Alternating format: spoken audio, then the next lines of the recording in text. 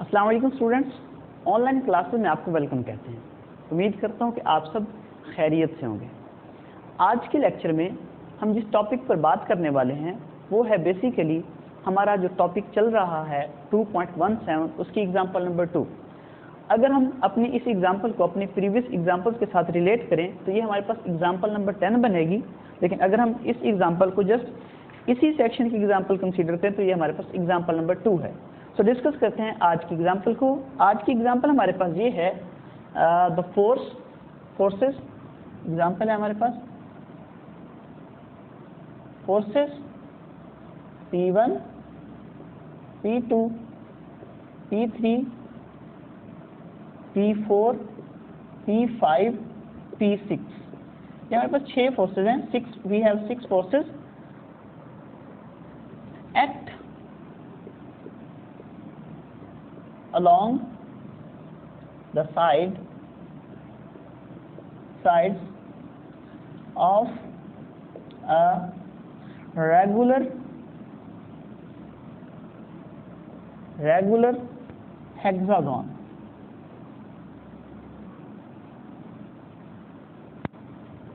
Taken in the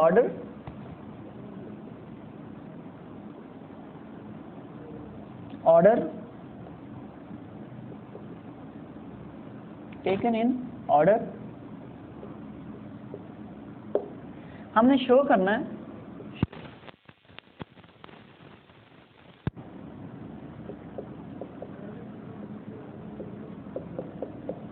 show that they will be in equilibrium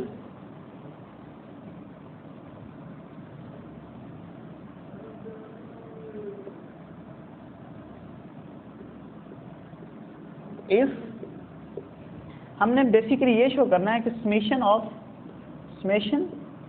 P is equal to 0 and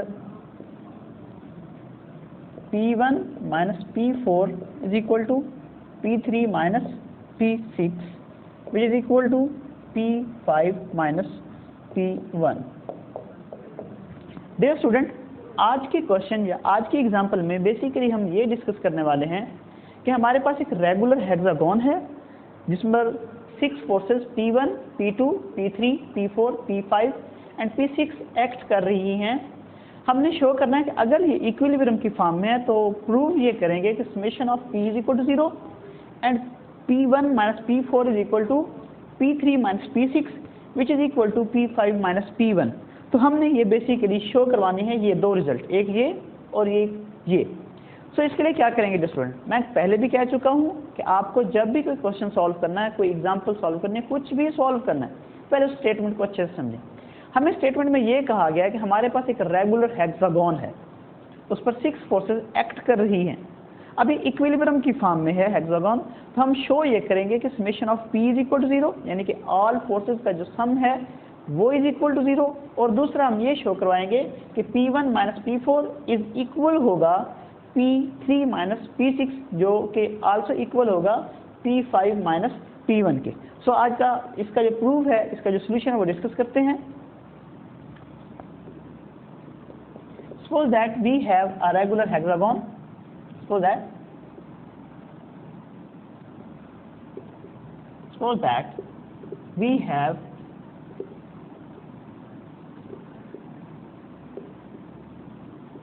regular hexagon. Okay.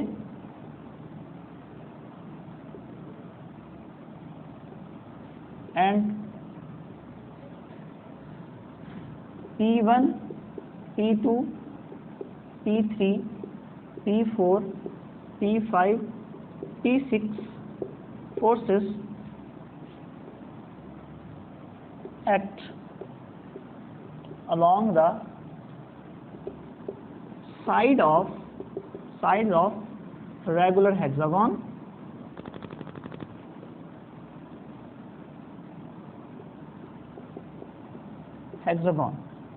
as shown in figure। And इसके बाद ये लिख लें, इसके बाद आप लिख लें कि and we take O as a center of regular hexagon.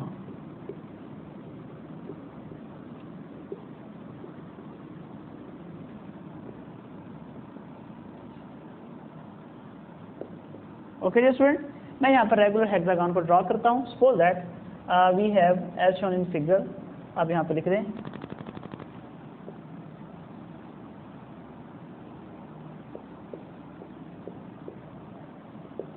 As shown in figure.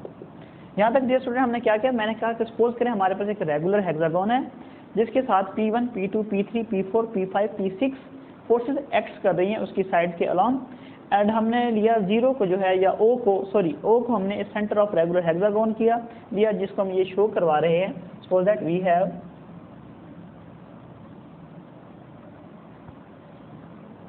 Okay dear student,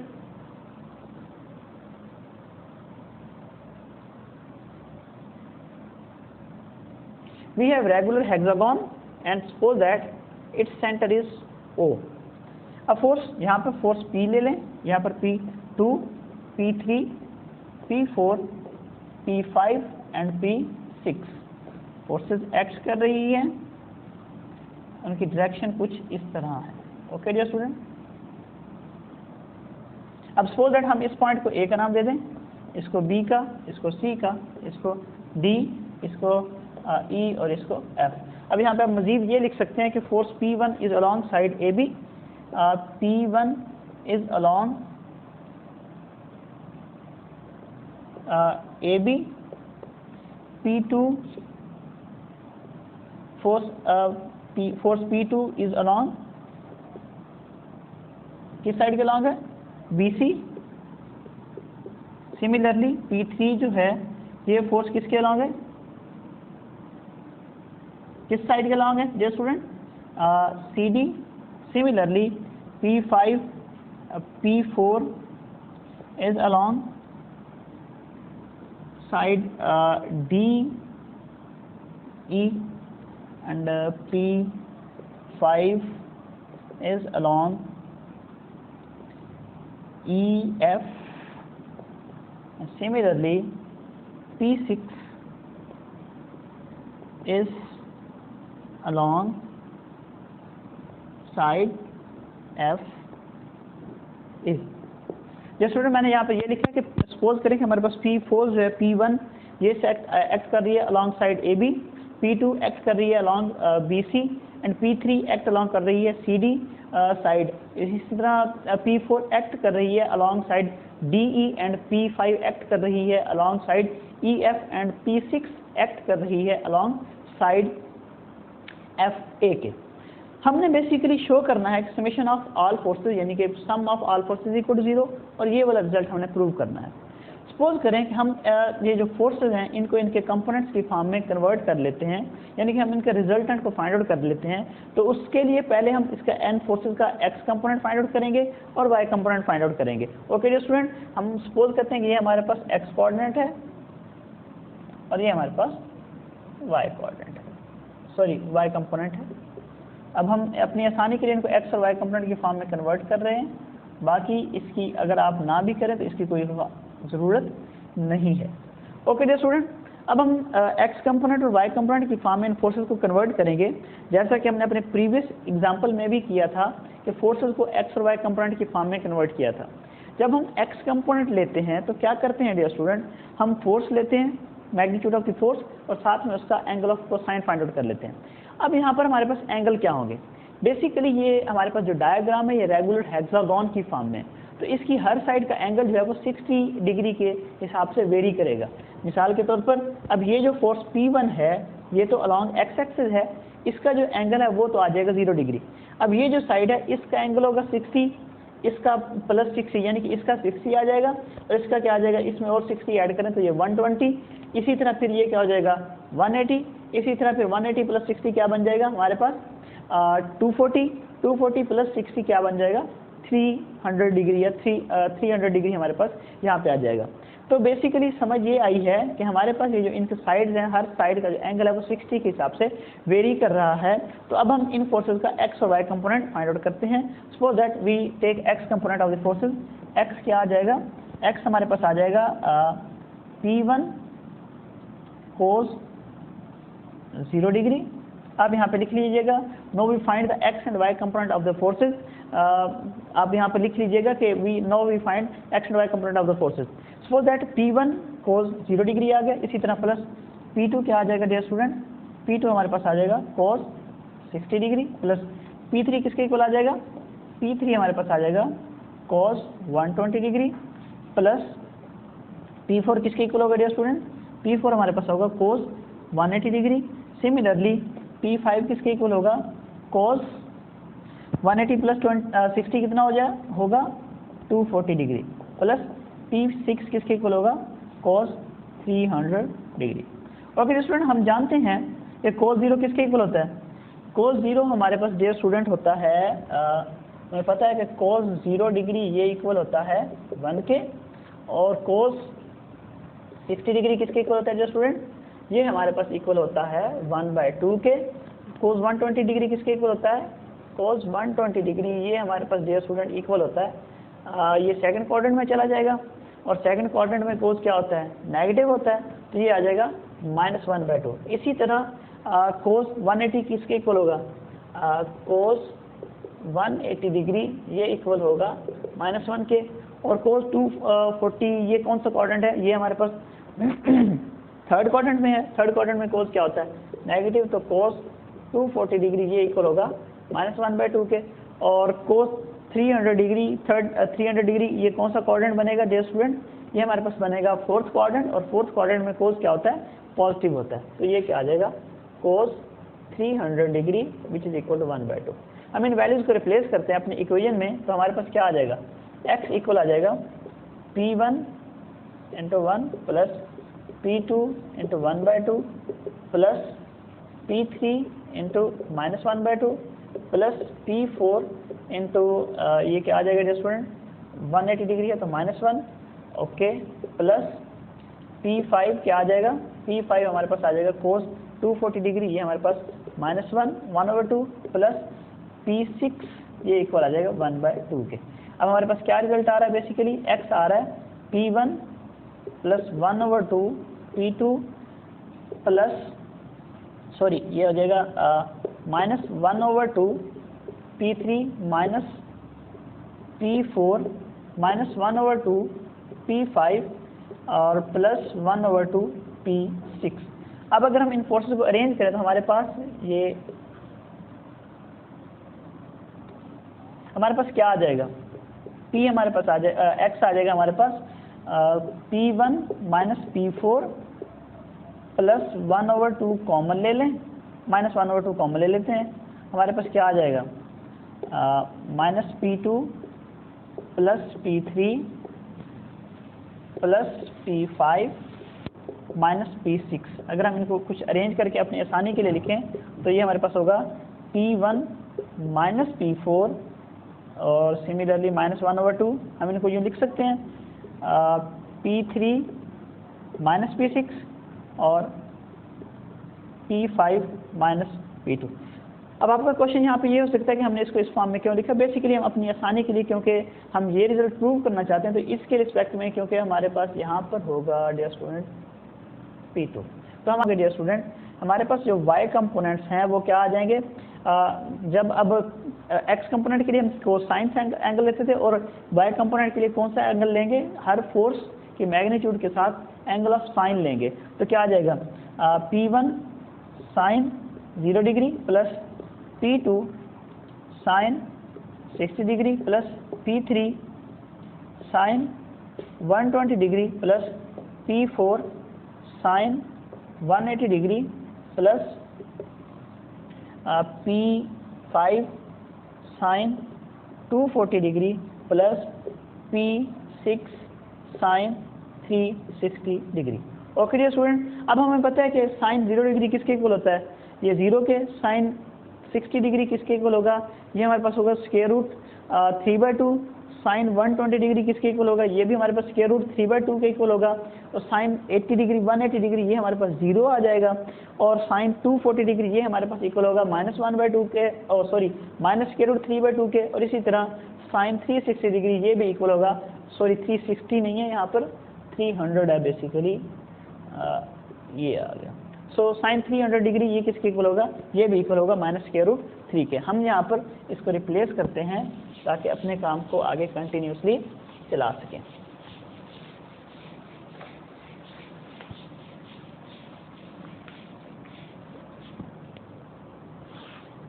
okay, मैं y वाला कंपोनेंट्स लेता हूँ। मैं जैसा कि बता चुका हूँ कि साइन 0 डिग्री इक्वल है 0 के, साइन 60 डिग्री इक्वल होता है √3/2 के, और साइन 120 डिग्री इक्वल होता है √3/2 के। इसी तरह साइन 180 ये इक्वल होगा 0 के, और साइन 240 डिग्री ये इक्वल होगा -√3/2 के, और साइन 300 डिग्री ये इक्वल होगा -√3/2 के। तो हम उन वैल्यूज़ को रिप्लेस करते हैं, तो ये क्या आ जाएगा, 0 प्लस P2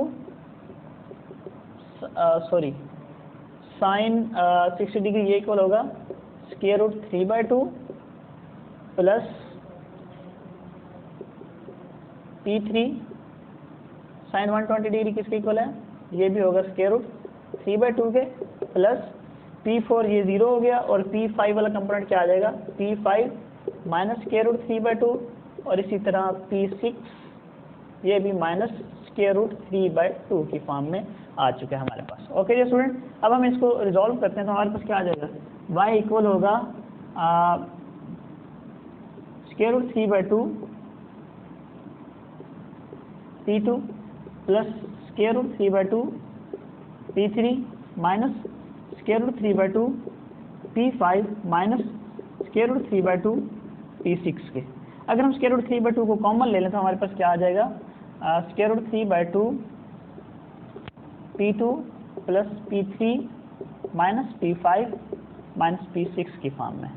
ओके, आप इसको नाम 2 दे दें। अब डियर स्टूडेंट, क्वेश्चन को अगर आप पढ़ें तो हमारे पास ये कहा गया था कि regular hexagon taken in the order show that they will be equilibrium if. अब हम अगर ये और ये जो है ये 0, अगर ये रिजल्ट प्रूव करें तो हम क्या ले देंगे, ये हमारे पास जो सिस्टम है ये इक्विलिब्रियम की फॉर्म। हम सपोज करें we have system in equilibrium, तो हमने लेक्चर नंबर 17 में क्या पढ़ा था, लेक्चर नंबर 17 की पहली कंडीशन क्या थी, if R is equal to 0 and G is equal to 0 then the system of the forces in equilibrium।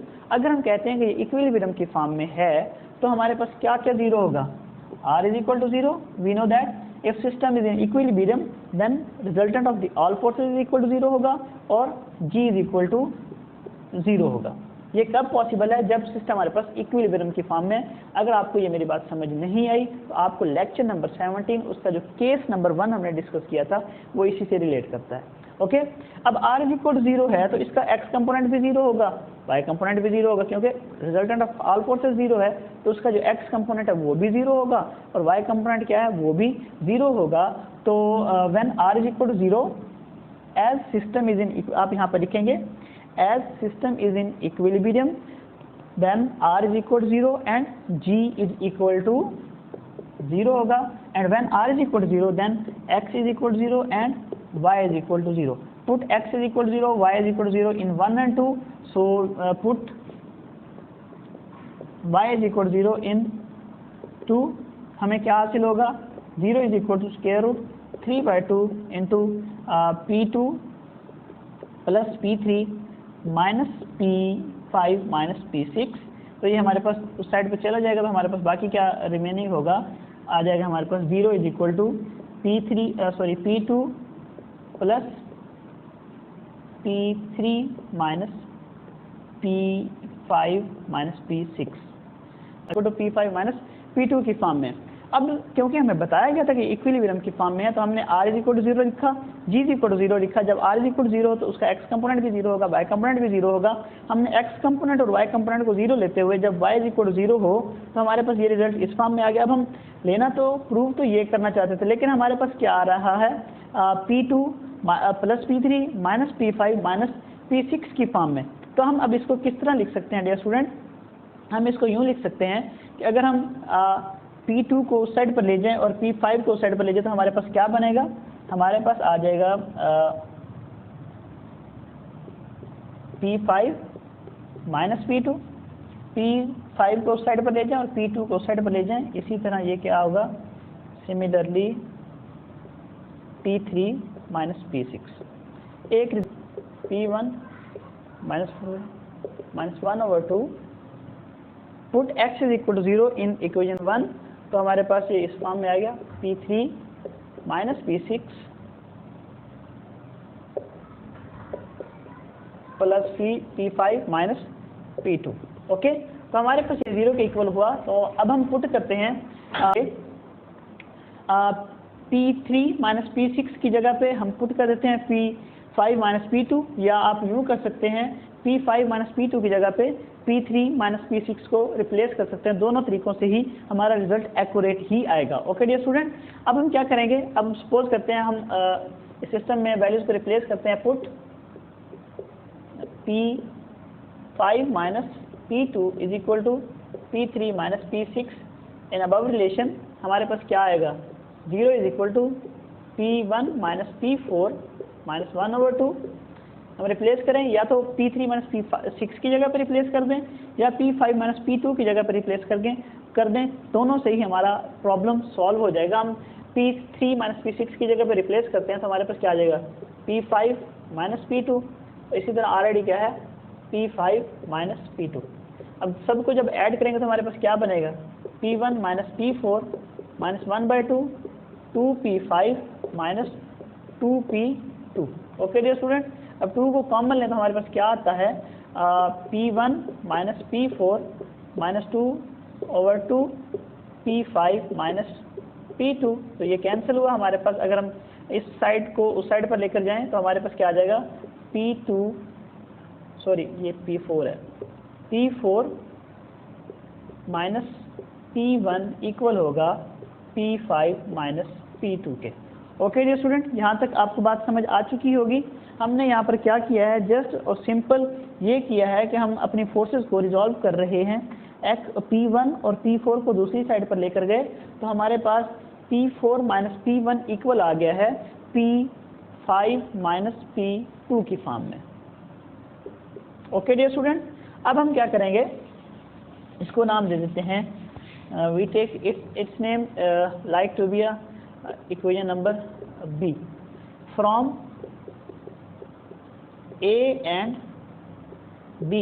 अब देखें A हमारे पास है P5 minus P2 is equal to P3 minus P6, और B हमारे पास क्या है P5 minus P2 is equal to P4 minus P1 की फॉर्म में। अगर हम दोनों को कंबाइन करें तो हमारे पास फाइनली ये रिजल्ट आ जाएगा कि तो हमारे पास यहाँ पर कुछ इस तरह का रिजल्ट आता है P1 minus P4 minus P5 plus P2। हम इसको दूसरी साइड पर लेकर जाएंगे तब हमारे पास आएगा P5 माइनस P2 इक्वल होगा P1 माइनस P4 के। तो हमारे पास ये क्या आ जाएगा, ये इक्वेशन नंबर B है। अब हम from equation A and B अगर हम A और B को कंपेयर करें तो तब हमारे पास ये रिजल्ट आता है P1 minus P4 is equal to P3 minus P6 which is equal to P5 minus P2 के। ये कैसे पॉसिबल हुआ, क्योंकि P3 माइनस P6 जो है वो इक्वल है P5 माइनस P2 के। सिमिलरली P1 माइनस P4 ये भी इक्वल है P5 माइनस P2 के। तो फ्रॉम A एंड B हमने ये रिजल्ट निकाला है कि जब ये P3 माइनस P6 इक्वल है P5 माइनस P2 के और P5 minus P2 also equal है P1 माइनस P4 के, तो दोनों इक्वेशन को हम अगर रिलेट करें आपस में तो हमारे पास ये एक रिजल्ट मिलेगा कि P1 माइनस P4 इक्वल होगा P3 माइनस P6 के and which is also equal to P5 minus P2 के। ये हमारे पास एक रिजल्ट तो प्रूव हुआ। अब हम दूसरे रिजल्ट को प्रूव करते हैं, summation of all forces is equal to 0। अब ये प्रूव करने के लिए हम basically movement of the forces find out करेंगे, यानी कि हर फोर्स का मूवमेंट फाइंड आउट करेंगे अबाउट पॉइंट O के। एक याद रखिएगा बात, रेगुलर हेक्सागोन में फिक्स पॉइंट जो हमारे पास सेंटर लिया गया है उससे हर साइड की जो लेंथ है, जो डिस्टेंस है, जो परपेंडिकुलर डिस्टेंस है वो सेम रहेगा। मिसाल के तौर पर सपोज दैट अगर मैं कहता हूँ कि इस पॉइंट से इस फोर्स का जो डिस्टेंस है वो D1 है, तो सिमिलरली इस फोर्स का डिस्टेंस भी क्या आ जाएगा, ये भी D1 होगा। ये रेगुलर हेक्सागोन की बात हो रही है। इसी तरह इस साइड का जो डिस्टेंस है वो भी क्या हो जाएगा D1, इस साइड का डिस्टेंस भी क्या होगा D1, इस साइड का डिस्टेंस भी क्या हो जाएगा D1 और इस साइड का डिस्टेंस भी क्या हो जाएगा D1। मतलब ये हुआ कि रेगुलर हेक्सागोन में हर साइड का जो डिस्टेंस है वो सेम होता है। यानी हमारे पास इस साइड में सपोज करें कि हमारे पास जो परपेंडिकुलर डिस्टेंस है हर फोर्स का फ्रॉम सेंटर वो है हमारे पास d1 d1 d1। तो हम इसकी मदद से movement of the force find out करेंगे अबाउट पॉइंट O। तो हमारे पास क्या आता है डियर स्टूडेंट, जरा चेक करते हैं इस बात को।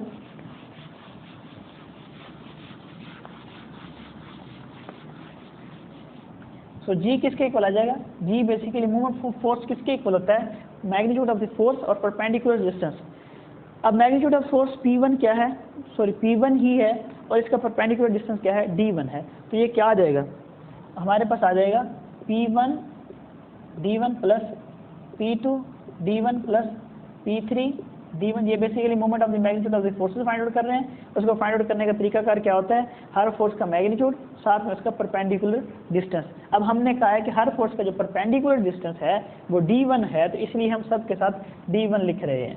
P4 D1 plus P5 D1 plus P6 D1। Okay, अगर हम D1 को कॉमन ले लें तो हमारे पास क्या आएगा, P1 plus P2 plus P3 plus P4 plus P5 plus P6 साथ में क्या आ जाएगा, D1। ऐसे as given that system is in equilibrium, हमारे पास जब सिस्टम इक्विलिब्रियम की फॉर्म में है तो मैं बता चुका हूँ कि लेक्चर नंबर 17 में हमने डिस्कस किया था case number 1, if G is equal to 0 and R is equal to 0 then system will be in equilibrium। तो हमारे पास अगर सिस्टम इक्विलिब्रियम की फॉर्म में है तो हमने पहले भी, मैं यहाँ पर कुछ देर पहले लिख चुका हूँ कि R is equal to 0 होगा, G is equal to 0 होगा। सो उसी केस को फॉलो करते हुए क्योंकि हमारा सिस्टम इक्विलिब्रियम की फॉर्म में है तो G क्या आ जाएगा, as G is equal to 0। जब हमारे पास G 0 होगा तो ये क्या आ जाएगा, 0 is equal to P1 plus P2 plus P3 plus P4 plus P5 plus P6 आ जाएगा D1। D1 को दूसरी साइड पर ले जाए तो हमारे पास क्या आ गया, P1 plus P2 plus P3 plus P4 plus P5 plus P6 equal to 0 हुआ। अगर हम सब फोर्सेस को, तमाम फोर्सेस को एक समेशन के फॉर्म में लिखें तो ये हमारे पास आ जाएगी summation of P is equal to 0, where summation of P is equal to sum of P1 plus forces P1 P2 P3 P5 P4 P5 P6 है, which is our required result. So हमने अपने दोनों result prove कर लिए हैं। एक हमने ये प्रूव कर लिया है कि summation of P is equal to 0 है और दूसरा हमने ये प्रूव कर लिया है P1 minus P4 is equal to P3 minus P6 which is equal to P5 minus P2 के। डियर स्टूडेंट, आज के लेक्चर में हमने क्या डिस्कस किया, बेसिकली आज के लेक्चर में हमने एक रेगुलर हेक्सागोन लिए, उसकी साइड्स के साथ हमारे पास फोर्सेज हैं P1 P2 P3 P4 P5 P6 की फॉर्म में। ओके डियर स्टूडेंट, हमने सपोज किया कि एक रेगुलर हेक्सागोन का हर साइड को हमने एंगल को 6 के हिसाब से 60 डिग्री के हिसाब से वेरी करवाया है। वैसे बेसिकली रेगुलर हेक्सागोन का जो एंगल है वो 120 होता है। ओके डियर स्टूडेंट, अब हमारे पास 60 के हिसाब से एंगल वेरी किया, हमने x component of the forces को फाइंड आउट किया है, y component of the forces को फाइंड आउट किया है। X component of the forces, y component of the forces को सॉल्व करने के बाद हमारे पास हमने कहा कि सिस्टम इक्विलिब्रियम की फॉर्म में है तो R इज इक्वल यानी कि रिजल्टेंट ऑफ द फोर्स वो भी 0 होगा और movement of the force G वो भी 0 होगा। तो R को जब हमने 0 लिया तो हमने कहा कि X कंपोनेंट भी 0 है, Y कंपोनेंट भी 0 है। X कंपोनेंट को 0 पुट करके, Y कंपोनेंट को 0 पुट करके हमने अपना ये जो रिक्वायर्ड रिजल्ट था P1 minus P4 is equal to P3 minus P6 is equal to P5 minus P2 ये प्रूव किया। फिर हमने क्यों कहा कि हर फोर्स जो रेगुलर हेक्सागोन होती है उसकी हर साइड का जो डिस्टेंस है वो फिक्स पॉइंट से जो सेंटर हो उससे सेम होता है। हमने सपोज किया कि हमारा जो फिक्स पॉइंट से सेंटर से डिस्टेंस है वो D1 की फॉर्म में तमाम फोर्सेस का या तमाम साइड्स का। ओके, तो हमने उसके फॉर्म में मूवमेंट ऑफ द फोर्स को फाइंड आउट किया कि movement of the magnitude of the force क्या होती है, magnitude of the force, movement of force या movement of magnitude of the force जो है वो बेसिकली इक्वल होती है FD की फॉर्म में। F हमारे पास होता है movement of the force, sorry magnitude of the force and D हमारे पास परपेंडिकुलर डिस्टेंस होता है। इसी रिलेशन को यूज करते हुए हमारे पास ये रिजल्ट आया है G is equal to P1D plus P2D plus P3D plus P4D plus P5D plus P6D की फॉर्म में। हमने यहाँ से D1 को कॉमन लिया और P1, P2, P3, P4, P5, P6 की फॉर्म में हमारे पास रिजल्ट है। हमने जैसे कि कहा हुआ है कि G इज इक्वल टू 0 है, R इज इक्वल टू 0 है। जब हमने G is equal to 0 put किया तो D दूसरी साइड पे जाकर 0 हो गया और हमारे पास बाकी बची P1 plus P2 plus P3 plus P4 plus P5 plus P6। अब हम इन सब को अगर एक रिजल्टेंट ऑफ द फोर्स की फॉर्म में या इनको समेशन की फॉर्म में लिखें तो ये सब के सब आ जाएंगे summation of P is equal to 0, जो कि हमारा रिक्वायर्ड रिजल्ट है।